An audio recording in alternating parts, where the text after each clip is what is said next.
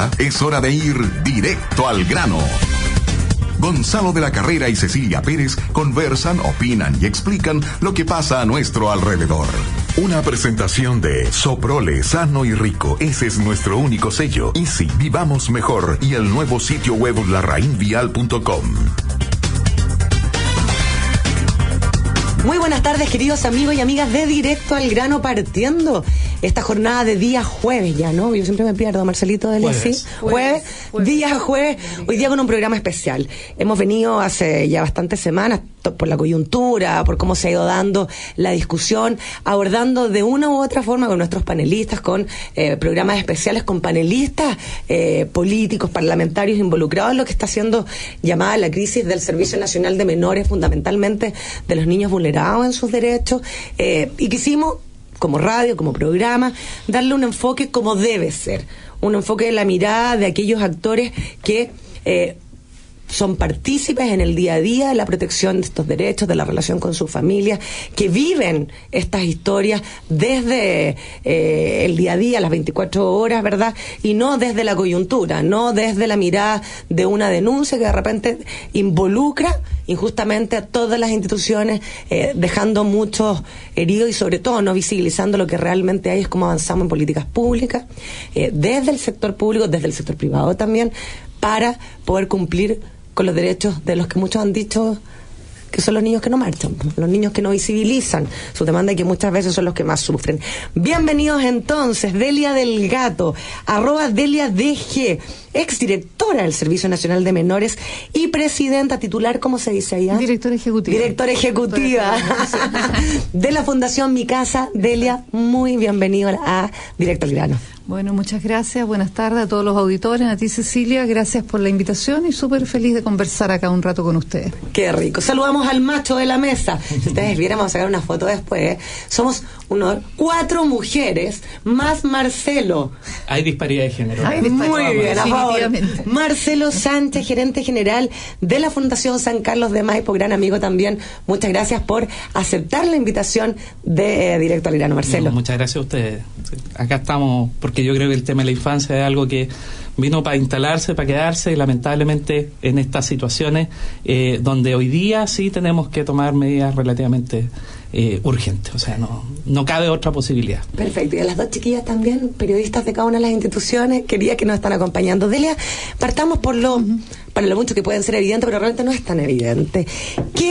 ¿Cuál es la función, el rol, la vida de la Fundación Mi Casa? La Fundación Mi Casa tiene una trayectoria, uno la conoce, pero de repente se ve mezclada por denuncias, vuelvo a insistir, bastante irresponsables, algunos parlamentarios, yo creo que en una arena que ustedes no quisieron estar, pero que ha salido fuertemente todo a defender y decir, a ver, paren un poquito, un poco la valentía y la choreza de la mujer. Fundación Mi Casa. Bueno, mira, Cecilia, efectivamente la Fundación es una institución antigua en Chile. Fue fundada el año 1947, cuando junto a otras instituciones, en aquella época ya existía Ciudad del Niño, en ese tiempo se llamaba CODENI, hoy día Ciudad del Niño, Fundación La Cisterna. Exacto. Estaba también la Protectora de la Infancia, que fue fundada a fines del siglo XIX, tiene más de 100 años.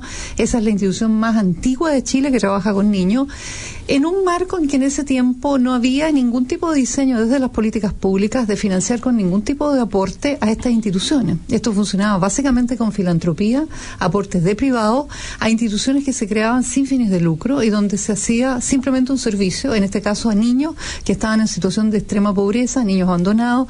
Ahí sí que nos encontrábamos con niños, nosotros tenemos algunas fotos de la época que se guardan en archivo y uno mira eso y dice, bueno, esto nos recuerda un poco cuando uno miraba las películas de Dickens, ¿no? O sea, los cuentos de Dickens en las películas, exacto.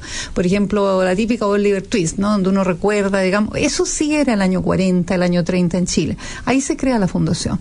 Por lo tanto, cuando se crea con un primer hogar, en el fondo, el eje de la institución durante sus primeras décadas fueron hogares de niños a lo largo de varias provincias en ese tiempo del país. El primer hogar lo fundó el padre Alfredo Ruiz Tagle, y ese hogar tenía 11 niños. Él cuenta en su historia, cuando él estaba vivo, nos cuenta a nosotros, yo no lo conocí personalmente, pero nos cuentan las personas que lo conocieron, que él, ponle tú, en un minuto se da cuenta, ve a estos niños, dice, no pueden estar durmiendo acá, los acoge, y primero los acoge y después se preocupa de qué hace este tema. Entonces me contaban ahí en la fundación, a la gente más antigua, que ellos dicen que no tenía dónde llevarlo. Entonces dijo, bueno, ¿y qué hago con estos niños? Y ahí surge el que la familia de él, la familia Ruiz Tagle, del padre, entiendo yo que su madre, dice, bueno, aquí hay una casa que está por ahí, no sé, en San Miguel, y se la entrega. Le dice, ok, usa esta casa. Y ahí partió el primer hogar de la Fundación Mi Casa. Partió en definitiva con esta obra del padre inicial de toda esta solidaridad, y segundo con el aporte, nuevamente insisto, de la filantropía, el apoyo de personas de buena voluntad con sentido de empatía, que hicieron que efectivamente que hubiera una solución. Y de ahí fue esto creciendo, llegando a tener muchos miles de niños en distintos hogares a lo largo del país, hasta que, y ahí es importante la historia, estoy hablando ya de la Fundación, este año cumple 70 años. 70 años. Por lo tanto, Belén, estamos ahí con todos nuestros logos y con todo con 70 años. Ha pasado un periodo de muchas cosas, ¿no? Cosas muy buenas, cosas de aporte, cosas complejas, de dificultades. Y yo te diría que desde los años 90, no solamente Fundación Mi Casa, sino que desde que se firma la Convención de los Derechos del Niño en Chile, todas las instituciones, un poco orientadas desde lo que era el gobierno de la época, como también producto de ir pensando cómo hacer nueva atención a los niños, se va produciendo un proceso de achicamiento de los hogares a nivel nacional y de explorar otras opciones técnicas de calidad para poder trabajar con niños que estuvieran con problemas. Estamos pensando en niños con negligencia parental severa, o sea, estamos hablando de padres que muchas veces desafortunadamente no pueden hacerse cargo de la situación de sus hijos y se caen en situaciones de maltrato, de abuso, de problemas, digamos, severos, que hace que los niños necesitan una intervención, pero esa intervención, a contar de los 90, empieza a ser ambulatoria y por lo tanto se empieza a restringir el trabajo con los hogares y se hace el trabajo del niño ambulatoriamente, que eso significa que se atiende en un lugar, en una casa que se arrienda o bien que es propia. Ahí hay profesionales, psicólogos, asistente social, se trabaja con el niño y su familia, pero el niño vive en su casa. Todo esto, digamos, en el momento de hoy día, ya después de los 2000, a través de medida judicial. Entonces, nosotros hoy día, de ser una institución que tenía básicamente hogares, hoy día somos exactamente al revés. Tenemos alrededor de 80 programas funcionando en el país y solamente 5 son residencias.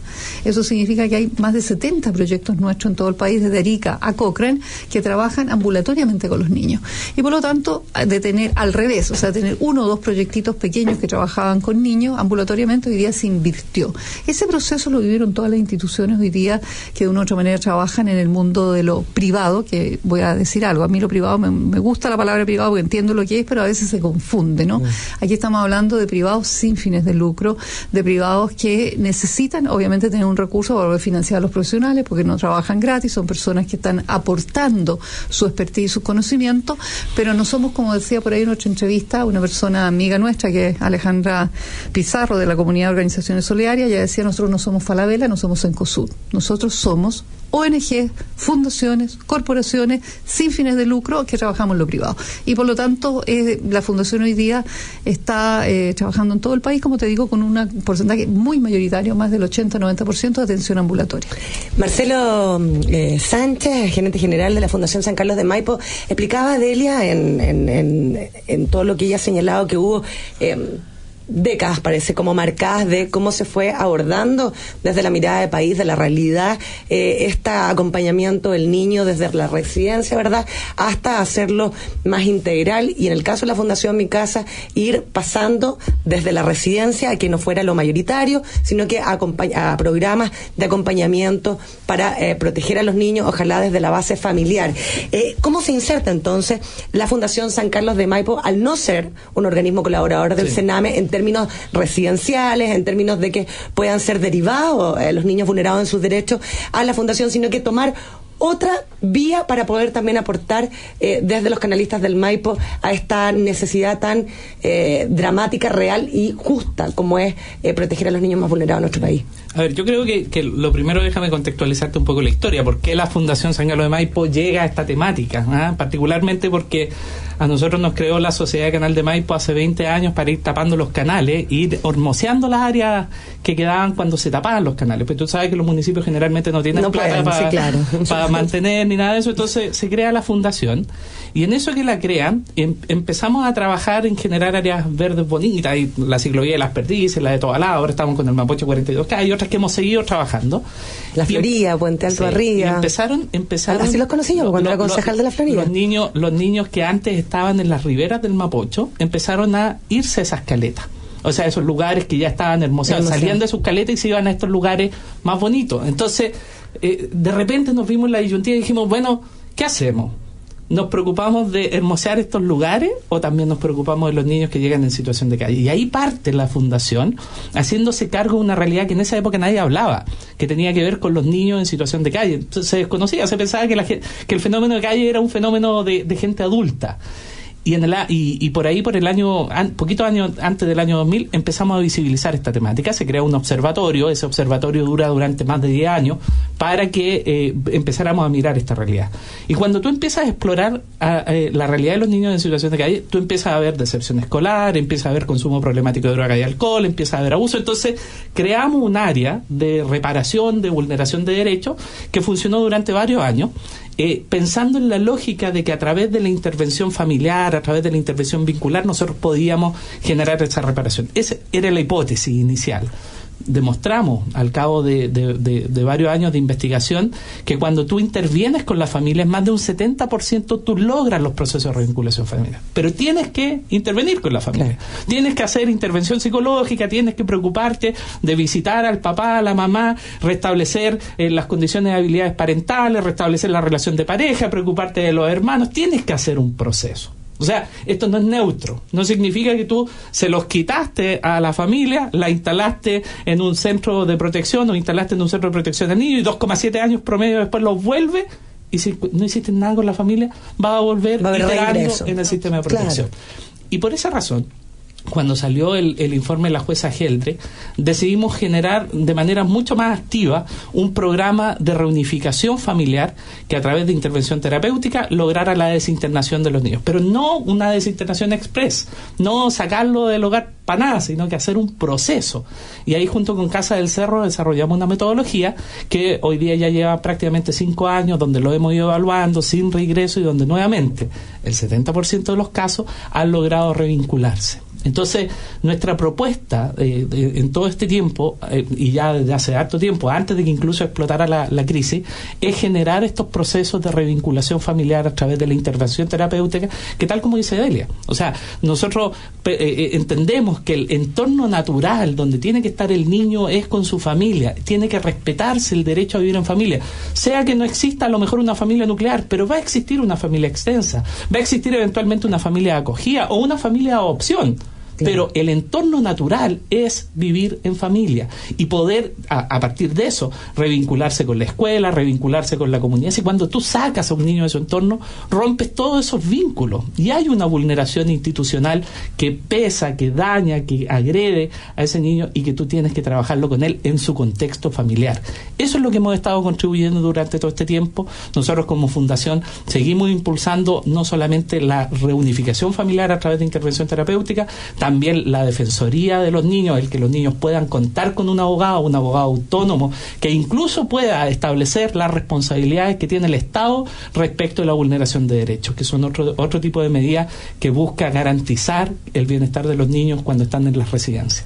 Estamos conversando con Delia Delgado, titular, voy a decir, directora ejecutiva de la Fundación Mi Casa, exdirectora del Sename, y también Marcelo Sánchez, gerente general de la Fundación San Carlos de Maipo. Vamos a ir a saludar a nuestros auspiciadores. Soprole, tienen un sello, hacen productos sanos y ricos. Por eso llevan 10 años mejorando sus recetas. Hoy el 80% de sus productos están libres de sellos. Vida saludable y productos sanos y ricos, ese es el único sello de Soprole. Si necesitas información sobre inversiones, te invitamos a que ingreses al nuevo sitio web de la Reinvial, un lugar donde van a encontrar contenido financiero, opiniones, consejos de especialistas en inversión. Porque la Reinvial.com no es solo nuestra web, es una nueva manera de comunicarnos. Y también les queremos contar que Easy es el lugar donde pueden encontrar lo que necesitan para darle vida a sus proyectos de construcción, ampliación y remodelación con los precios más convenientes. Y si damos mejor, se contactan con nosotros en el Twitter, @elgrano921. Vamos a una pausa y ya volvemos.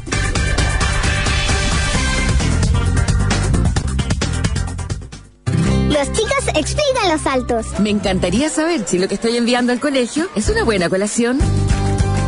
Es recomendable que una colación no supere el 10% de calorías que consumimos al día. Por eso, prefiero una colación saludable, con lácteos como la leche y el yogur Soprole, que no solo son saludables, también son gran fuente de calcio y proteínas. Y obvio, porque son libres de sellos. Para más información, síguenos en Facebook, en el fanpage de Soprole. Soprole, sano y rico. Cuando piensas con Futuro, estás asegurando lo que más quieres. En Compañía de Seguros con Futuro, queremos acompañarte en las decisiones más importantes de tu vida, con consejos y soluciones que te den la tranquilidad de vivir con futuro. Somos una compañía de seguros que va contigo y estamos en cada etapa de tu vida, asesorándote con seguros de vida, rentas vitalicias y APB. Visítanos en confuturo.cl. Vive con Futuro. Somos CCHC. Si ves que tu casa tiene una combinación entre descuido y mala nivelación, no te preocupes. Ven a Easy y dale una mezcla de calidad con esta oferta. Aprovecha 5x4 en morteros con todo medio de pago y realiza las mejores terminaciones a todos tus proyectos de construcción, ampliación y remodelación, con productos y ofertas increíbles. Descubre más productos y ofertas como esta en easy.cl. Easy, vivamos mejor. En agricultura seguimos directo al grano con Gonzalo de la Carrera y Cecilia Pérez. Todos sabemos que Easy es el lugar donde pueden encontrar lo que necesitan para darle vida a sus proyectos de construcción, ampliación y remodelación con los precios más convenientes. Easy, vivamos mejor. También les quiero contar que la Raín Vial tiene una nueva página web donde les va a poder informar de contenido financiero, opiniones y consejos de especialistas en inversión. LaRaínVial.com no es solo una web, sino que además una manera de comunicarse. Estamos conversando con Delia del Gato, directora ejecutiva de la Fundación Mi Casa, y Marcelo Sánchez, gerente general de la Fundación San Carlos de Maipo. Tienen ahí Twitter, Marcelo Sánchez A y @DeliaDG. Delia, ya veíamos, y Marcelo, como desde cada una de las fundaciones, ONG, pueden colaborar de una u otra forma en la problemática de los niños más vulnerados. Pero uno se dice, ok, la Delia decía, ha ido pasando esto, al menos desde la Fundación Mi Casa, cómo se iba abordando, cómo después el Estado se hace parte, incluso en la creación del Servicio Nacional de Menores, que, corríjanme, es del año 78-79, se creó por decreto ley. Uno ya ahí veía, bueno, acá se dieron cuenta que había una realidad, pero también como que hubo inmediatamente, de repente, esta necesidad de aglutinar todo lo que no es aglutinable. Y ahí es donde se empiezan los años a ver que hay diferencias y que tienen que haber formas distintas de abordar. En ese minuto, y hasta el día de hoy, porque no hay una nueva reestructuración legal, el Servicio Nacional de Menores sigue teniendo 3 áreas: el área de adopción, el área de justicia adolescente y el área de protección de derechos. Lo que más se ha visibilizado a raíz de el fallecimiento de Lisette Villa, esta pequeñita del hogar San Galvarino, ¿no? ¿Sí? Justamente es la problemática de los niños vulnerados de derechos. Uno escuchaba un poco y veía la historia de ella, tuvo 3 reingresos, un poco lo que tú decías, Marcelo, y uno se pregunta entonces, ok, llegamos a una convicción desde la sociedad civil, desde aquellos organismos colaboradores de una u otra forma, desde la propia institución del Estado, que esto ha sido un problema de años, no a usarle, o endosarle, mejor dicho, a un solo gobierno. Por lo tanto, aquí el tema del aprovechamiento político yo lo encuentro sentido, y sobre todo porque no termina de abordar bien el tema. Entonces, ¿qué es lo que hacemos? ¿Qué es lo que hacemos? Nos seguimos cuestionando. Claramente hay que haber reparación, justicia, y sobre todo información en la muerte de tantos niños que se han conocido. No es lo mismo que la sociedad se encuentre con un número de 1.313 niños, a saber cuántos de ellos murieron porque tenían problemas de salud real, que en o fuera de un hogar iba a terminar falleciendo igual con los que fueron realmente, murieron por abuso, ¿no es cierto? Entonces, uno se pregunta, Delia, y te paso la palabra en tu doble rol, en tu minuto directora del CENAME y ahora como organismo colaborador, ¿qué hacemos? ¿Qué se hace? ¿Pero qué se hace realmente? ¿Seguimos avanzando en las leyes? ¿Le seguimos dando importancia al Consejo Nacional de la Infancia? ¿Seguimos con comisiones investigadoras? ¿O realmente decimos este famoso, lo que se ha llamado acuerdo nacional, pero de verdad? Es correcto. Ahora, mira, yo creo que hay que hacer todo, porque son varias cosas y están todas integradas. Lo decía aquí Marcelo, la problemática hoy día de los niños, a diferencia de hace 30 años atrás, de 40 años atrás, es muy, muy compleja. Eso yo quiero poner un dato acá también ilustrativo, como para los auditores que nos escuchan, ¿no? Todos los países que van avanzando de procesos de situaciones de pobreza a mejores niveles de desarrollo pasan por este proceso, todos.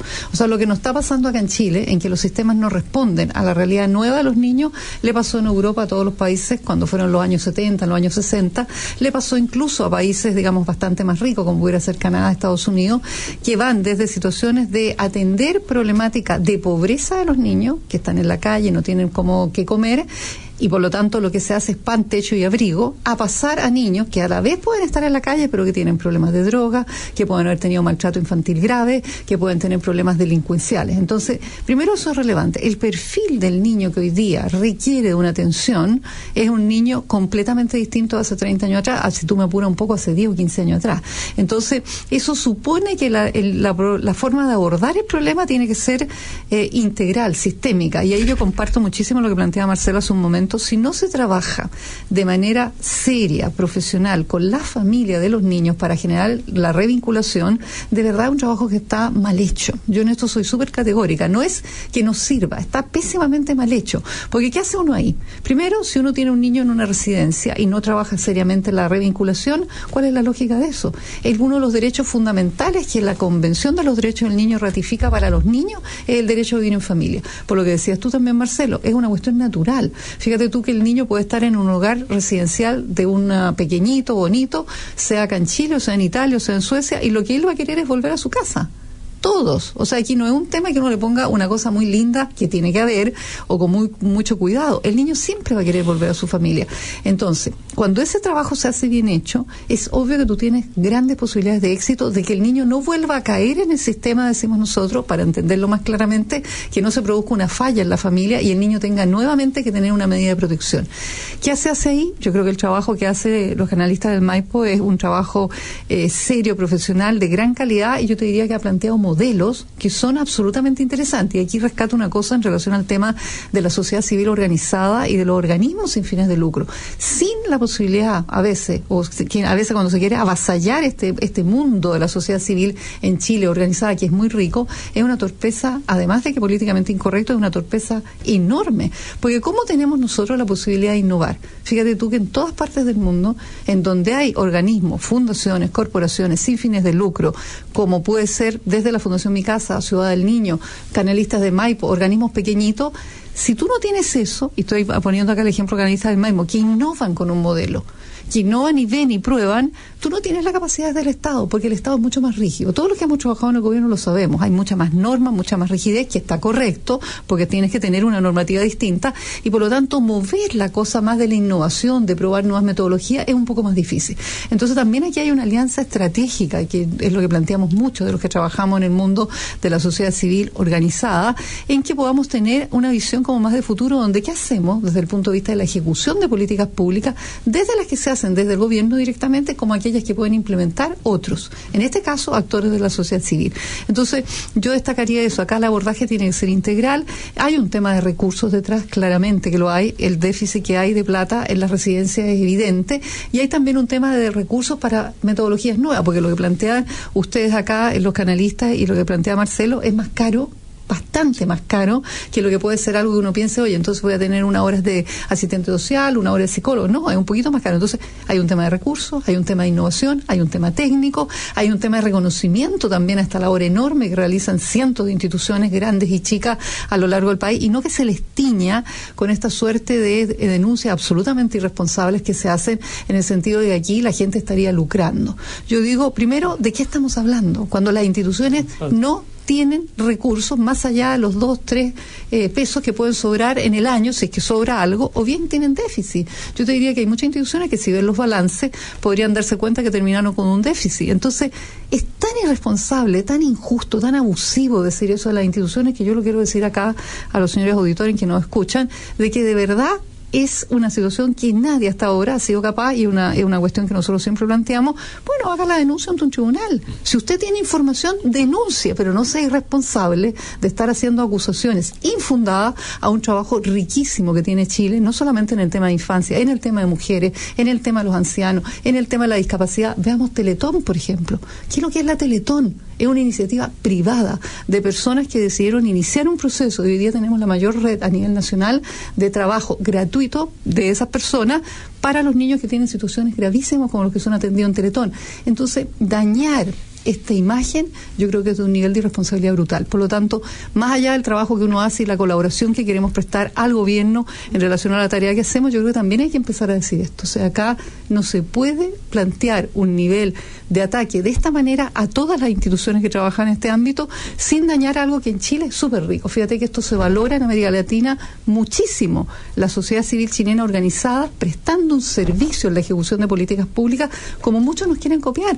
Yo te digo, todas las con Perú, con la gente de Perú, los que han conocido y saben, ven el modelo chileno.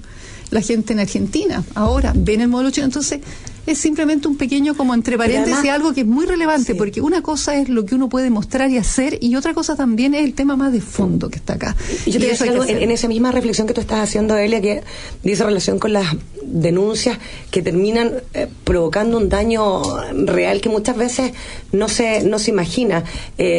Cuando tú en otra entrevista decías, acá lo que se termina produciendo no es un tema político si dañan a tal o cual persona que cumplió tal o cual labor en algún minuto de la historia en el gobierno, sino que los mismos niños con una especie de revictimización, porque son los mismos niños que tienen que ir al colegio, están en las casas, en las residencias, ¿verdad? Pero en el día van al colegio y sus compañeros, en una sociedad del bullying, porque es una sociedad del bullying, le dicen, pero tú estás en el Sename, entonces a ti te violaron, entonces a ti te abusaron. Entonces ese daño que tú hacías, esa reflexión la semana pasada, yo creo que no se ha puesto sobre el tapete, que frente a la denuncia que si existe tiene que hacerse por los canales adecuados, y eso es lo que se llama denuncia responsable. Cuando es al voleo, quienes terminan sufriendo en el territorio, en el día a día, mayor atentado a su propia identidad son los mismos niños vulnerados en derechos. Y eso ocurre, Cecilia, tanto es así que ya el hecho de cuando los niños van muchas veces a los colegios es el tema de los niños del Sename. Ya eso es complejo, digamos. Si a eso le agregamos que se ha dicho que prácticamente todos los niños o son violados, son maltratados, son abusados, ese nivel de bullying, yo creo que eso está existiendo. Los que conocen de este tema saben que es lo que yo estoy hablando. Eso está pasando. Entonces, yo creo que hay que ser responsable. Un niño que sufre una violación o un abuso merece el repudio total y la investigación a fondo para ver de qué se trata. Ni hablar de un niño que falleció. Toda la investigación que corresponda. Pero no podemos hacer de esto una suerte de, yo diría, aprovechamiento de la situación con fines secundarios, digo yo, con agenda secundaria, que no somos capaces de transparentarla, porque acá en Chile de repente también jugamos un poco a decir una cosa y estar queriendo otra, y eso es muy, yo diría, detestable, ¿no? Aquí se trata de poner a los niños primero. Ellos son los que merecen toda la atención del país porque son, en el fondo, y valga una cosa absurda, lo decimos todo, no, pero es cierto, son la generación de reemplazo. Entonces, si no nos preocupamos de cómo ellos están, cómo ellos reciben la atención que merecen, estamos también generando a futuro una situación compleja. Vamos a volver contigo, Marcelo. Estamos conversando con Marcelo Sánchez, gerente general de la Fundación San Carlos de Maipo, y Delia Delgato, directora ejecutiva de la Fundación Mi Casa. Tenemos un contacto, como siempre, con nuestro departamento de prensa, Cristóbal Bercesio. ¿Qué está pasando?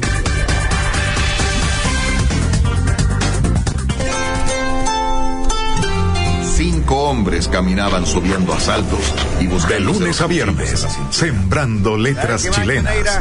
Una serie radioteatralizada de un cuento de autor chileno. Y mientras me ponía las espuelas, le pregunté. Un capítulo diario, de lunes a viernes, a las 22 horas y a la 1 de la mañana. Y si se perdió algún capítulo, el cuento completo el sábado, a la 1:30 de la tarde y a las 12 de la noche. El mundo es como lo digo yo. Sembrando Letras Chilenas, una serie radioteatralizada por Agricultura.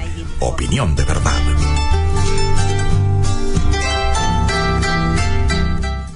Con todo lo que hago en mi vida me estoy haciendo cargo de mi futuro. Por eso, yo uso mi AFP y sus beneficios a mi favor, porque quiero que me informen de forma simple y transparente. Yo sé el capital que tengo y la pensión que quiero. Sé todo lo que tengo que hacer para alcanzarla. En mi AFP me asesoran para tener la mejor pensión. En AFP Capital, tu capital importa. Por eso te entregamos las herramientas y la asesoría de manera fácil, simple y transparente, para que alcances tu mejor jubilación. En AFP Capital, tu capital importa. Esta temporada se viene difícil, compadre. Que Trump, que Putin, que los chinos. La buena fruta se exporta igual. Con Camap, olvídese. Fruta firme, larga vida, perfecta para la exportación. Tiene razón, Con Camap no fue bien el año pasado y nos va a ir bien ahora. Ay, señor, qué alivio. Usted lo sabe. Camap 26 es su mejor aliado en la obtención de fruta de buena calidad. Vaya a la segura. Además, Camap 26 es 100% efectivo en controlar el palo negro en uva de mesa. Camap 26, pídalo a su distribuidor. Un producto de AgroConnection. Cuidamos el medio ambiente. ¿Necesitas comprar neumáticos para tu automóvil? En A-Sedan llevas 4 neumáticos en promoción y pagas solo 3. Sí, solo 3. A-Sedan, distribuidor número 1 de neumático Bridgestone Firestone en Chile, con más de 18 sucursales a lo largo del país, desde Copiapó a Osorno. Para mayor información, llámanos al 600-5837-600 o compra tus neumáticos en www.acedan.cl. Si piensas en neumáticos, piensa en A-Sedan. Presenta la temperatura del día de hoy, Rotary House. La temperatura el día de hoy es de 8 grados, sensación térmica de 23 grados, con 70 amigos en tu casa y tus padres en Honolulu. ¡Carrete! El clima está en tu cabeza. Winter is Hot by Rotary House. Descubre la nueva colección de anteojos de sol desde 7,990 pesos y mira el invierno como una gran temporada. Winter is Hot by Rotary House. Para más información ingresa a www.rik.cl. Mañana, en Punto de Encuentro, la periodista Pilar Molina conversará con el exministro secretario general de Gobierno, José Joaquín Brunner. Recuerde, este viernes a las 9 de la mañana, Punto de Encuentro por Agricultura. Opinión de verdad. Agricultura. En Santiago, 92.1. En Coyhaique, 104.1. En Agricultura seguimos directo al grano con Gonzalo de la Carrera y Cecilia Pérez. Y estamos de regreso en Directo al Grano. Marcelo, algo decía Delia que me llevó a recordar este domingo en Televisión Nacional, en Estado Nacional, que estuvo invitada la actual directora del Servicio Nacional de Menores, Solange Huerta, y que ella dio a entender claramente cuando se le preguntaba, y de hecho la pregunta se la hice yo, cuánto recurso debiese existir para que ya sea los organismos colaboradores o las mismas residencias de administración directa del Servicio Nacional puedan llegar a los estándares internacionales, que es una casa por cada 10, 12 niños, un poco el promedio que daba Genau, el director del Hogar de Cristo, Pablo. Y ella, en vez de abordar eso, dio a entender claramente, porque uno lo puede entender de un parlamentario como Gabriel Boric, en un tema ideológico, pero a mí me hizo mucho ruido cuando ella dice, no, acá el tema es los recursos hacia dónde van a ir. ¿Queremos como sociedad que vayan hacia los privados o queremos como sociedad que sea del propio Estado, como que si el Estado fuera garante de satisfacción absoluta, de no vulneración de los niños? O sea, dicho en buen chileno, me dio la impresión de que existía una decisión, no quiero llamarla ideológica, pero al menos, porque técnica no es, una decisión, no tengo idea de qué, de que al menos en esta administración del Sename no hay interés de aumentar el presupuesto, salvo que sea de facto por todo lo que está sucediendo, a las instituciones, organizaciones, fundaciones sin fines de lucro privadas por el solo hecho de ser privadas. A ver, yo creo que el primer elemento, y nos tocó con Delia el año pasado ir al Senado cuando se estaba discutiendo la ley de presupuesto de Sename, no hubo ningún ánimo de invertir los 2.500 millones adicionales en programas de intervención terapéutica o algo, programas o modelos que se pudieran implementar, etcétera, en el ámbito del sector privado, sino que en los CREA. Y tuviste que la última estado de situación de lo que se invirtieron esos 2.500 millones, tienen más de un 10% invertido solo en equipo de electrógeno. Entonces, a ver, acá de qué estamos hablando. El problema de Sename, y no lo tengamos como chivo expiatorio, el problema de Sename es que es un servicio psicosocial y requiere del apoyo del Estado, de toda la intersectorialidad de salud, de vivienda, de educación, etcétera, para que funcione. ¿Y qué ha sido lo que ha llevado a la crisis de Sename hoy día? Es que el Estado no ha respondido desde el Ministerio de Salud, desde el Ministerio de Educación, desde el Ministerio de Desarrollo Social, para que esos niños resguarden el derecho a vivir en familia. Si nosotros hacemos un análisis de los diagnósticos que se establecen en las medidas cautelares, análisis que no está hecho, de los sistemas de auditoría o sistemas de supervisión, yo he recibido diagnósticos que dicen que los niños no tienen ningún familiar que se pueda hacer cargo. He recibido diagnósticos donde dice que los abuelitos están muertos y sin embargo son los abuelitos los que están pidiendo la tuición del niño, que están pidiendo el que se lo entreguen a ellos. Entonces, ¿de qué estamos hablando? O sea, acá hay negligencia en materia de poder, primero, verificar que los diagnósticos que tienen a la vista los jueces de familia para dictar las medidas cautelares estén bien hechos. Ese es un primer elemento. Un segundo elemento, hay negligencia en términos de no tener programas que logren hacer la revinculación familiar. La defensa jurídica de los niños, defensa que hoy día está resumida solamente en una figura que son los ad litem, que son provistos por el Estado para determinados tipos de situaciones, pero no para la mayor parte de las vulneraciones de derechos de los niños. Contar con un defensor del niño es clave para detener vulneraciones de los niños. El proyecto del defensor del niño, en el artículo 17, deja explícitamente claro que no va a haber representación jurídica. O sea, esas cosas hay que cambiarlas. ¿Cachai?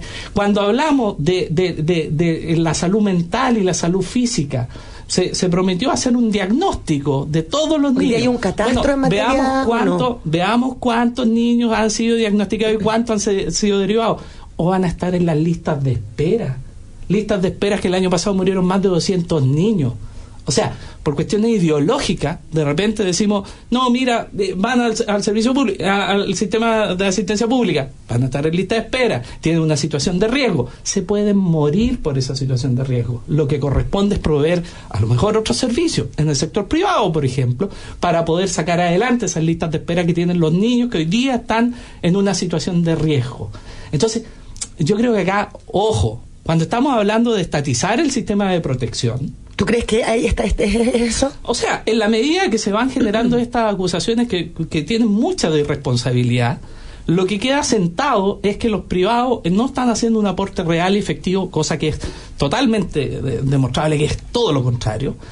Se trata de exculpar al Estado de la responsabilidad gravísima que tiene respecto a esta intersectorialidad que no ha funcionado. Ahora, que pueden haber problemas asociados a la gestión de algunos... Por cierto que lo hay. O sea, la cantidad de niños que hay... Pero que no sean todos, que se individualicen. Y en segundo lugar, por cierto que también hay que mirar temas de fondo, como es la ley de subvenciones. Hoy día el mecanismo de la subvención no es un mecanismo adecuado. No, el mecanismo de la subvención es algo que tiene un periodo en el tiempo donde no te puede garantizar que la cobertura del niño que va a estar 2 años probablemente en una residencia va a poder recibir todas las atenciones que se requieran. O sea, hay que avanzar hacia generar proyectos de intervención con métricas adecuadas, con incentivos a resultados, y no a ingresos administrativos, sino con incentivos a resultados efectivos, donde se pueda pagar contra resultados. O sea, generar eficiencia, generar gestión. Vamos subiendo los estándares, pero también vamos subiendo lo que realmente se necesita. Si hoy día el sistema de subvención no cubre ni el 40% de los costos que son los costos reales, no los costos ideales que necesitamos hoy día para generar una intervención terapéutica adecuada. Entonces, yo creo que acá, cuando pensamos y tratamos de decir, oye, ¿quién lo hizo mejor? ¿Los privados o el Estado? Momento. Veamos claramente cuáles son las responsabilidades, veamos claramente que el sistema de Sename hoy día, si está colapsado, es por falta de la intersectorialidad que debió haber hecho la pega y que debió haberse preocupado de que ni un niño esté en un centro por situación de pobreza, porque ahí está desarrollo social con la red de protección social que debería estar trabajando, de que ni un niño le esté faltando salud mental y salud física en la residencia, y ahí está el Ministerio de Salud, de que ni un niño esté faltando al colegio, sea desertor, sea dando, y ahí está el Ministerio de Educación. Entonces, ojo, acá la solución no pasa por estatizar el sistema, la solución pasa por regularlo, por trabajar bien, por fiscalizarlo, por tener estándares adecuados, y no olvidar que la dimensión del bien público no es la dimensión del Estado. La dimensión del bien público la hacemos los privados, lo hace el tercer sector, lo hace el Estado. Somos todos garantes de la salud mental, física, del bienestar de todos nuestros niños. Estamos conversando con Marcelo Sánchez, gerente general de la Fundación San Carlos de Maipo, y Delia Delgato, director ejecutivo de la Fundación Mi Casa. Vamos y volvemos a una pausa.